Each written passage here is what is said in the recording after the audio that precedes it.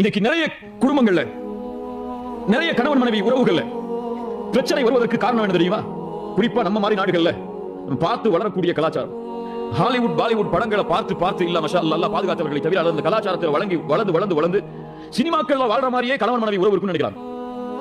அல்லது அவங்க எதை கேள்விப்படுறாங்களோ அந்த மாதிரியே ஒரு வாழ்க்கை எங்களுக்கு அமையணும்னு நினைக்கிறாங்க. திருமண வாழ்க்கைக்குள்ள உள்ள போன உடனே அப்படி வாழ்க்கை இல்லைன்னு தெரிஞ்ச உடனே வெறுத்துறாங்க வாழ்க்கை.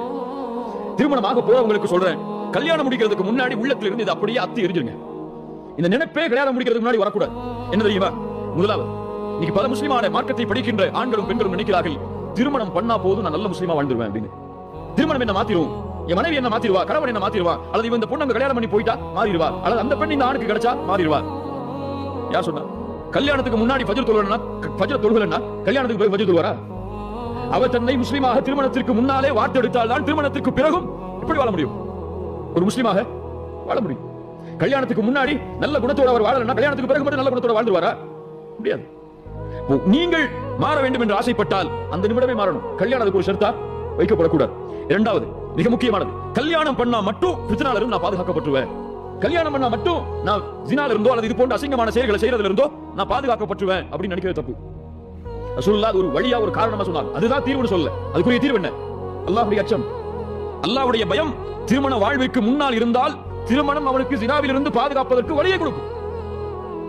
கல்யாணத்துக்கு முன்னாடி அல்லாஹ்வுடைய அச்சம் இல்லைன்னா ஒரு மனைவி இல்ல, எத்தனை மனைவி கொடுத்தாலும் திருப்தி அடைய மாட்டான். அல்லாஹ்வுடைய அச்சம் இல்ல. அல்லாஹ்வுடைய அச்சம் தான் ஜினால இருந்தோ அல்லது இது போன்ற காரணங்கள், இது போன்ற அசிங்கமான செயல்கள் இருந்தோ நம்மளை பாதுகாக்கவே தவிர கல்யாணம் இல்ல. மூணாவது, ரொம்ப முக்கியமானது, கல்யாணம் பண்ணா சந்தோஷமா இருப்போம் மட்டும் நினைச்சிடாதீங்க.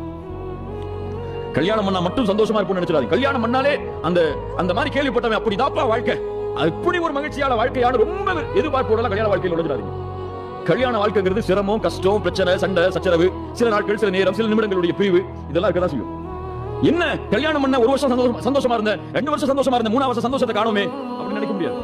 திருமண வாழ்க்கை மட்டும் மகிழ்ச்சியாக வாழ்வதற்கு வழி கொடுக்காது. திருமண வாழ்வோடு குர்ஆன் சுன்னாவும் ஈமானும் நுழைந்தால் அந்த வாழ்க்கை மூத்து வரைக்கும் மகிழ்ச்சியா இருக்கும். நாலாவது, பெண்கள் நிறைய பேர் நினைக்கிறாங்க கல்யாணம் பண்றதுக்கு முன்னாடி கல்யாணம் பண்ணிட்டோம்னா நம்ம ஒரு அடிமையா மாறிடுவோம்னு சொல்லி. எங்களுக்கு என்ன வேலை? சமய கட்டல வேலை. என்ன வேலை? கணவனுக்கு ஏதாவது கிருமை செய்யணும், அல்லது மாமியாருக்கு ஏதாவது கிருமை செய்யணும், அந்த மாமியாருடைய குடும்பத்துக்கு ஏதாவது கிருமை செய்யணும், நாங்க ஒரு அடிமையா மாற போறோம் அப்படின்னு நினைக்கிறாங்க. அப்படி அல்ல. அல்லாஹ் ரப்பல் ஆலமீன் ஆணுக்கு எந்த உரிமையை கொடுக்கிறானோ திருமண வாழ்வில் மகிழ்ச்சி அடைவதற்கு அதே உரிமையை அல்லாஹ் ரப்பல் ஆலமீன் பெண்களுக்கும் கொடுக்கிறார். வஜஅல பைனக்கும் மவத்தத வ ரஹ்மா. பின்னாடி வரும்போது அது நமக்கு புரியும். இந்த மாதிரி திருமண வாழ்வை நுழையும் பொழுது இந்த ஷரத்துகள் எல்லாம் நீக்கிற உள்ளத்துல எதிர்பார்ப்புகளே இல்லாம ஹலாலா வாழ போறோம்னு சொல்லி திருமண வாழ்க்கையில் நுழைஞ்சா போதும் அல்லாஹ் ரப்பல் ஆலமீன் பரக்கத் செய்வான்.